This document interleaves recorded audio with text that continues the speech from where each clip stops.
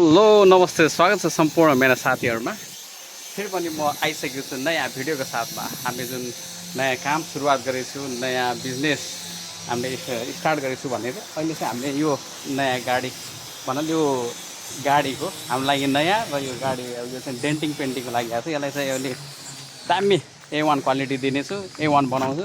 अहिलेको अवस्था हेर्दाखेरि यसको यस्तो छ, हेर्नुहोस् है। यसलाई चाहिँ A1 नम्बर 1 बनाउने हो। काम चालु भइसकेको छ।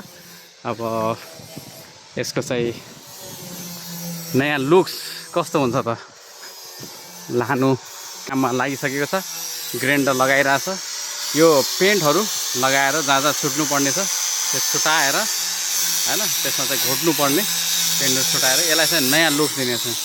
यता चाहिँ मेरो साइकल छ है, साइकलमा आएको हामी दुवै दाजुभाइ हैन जाने।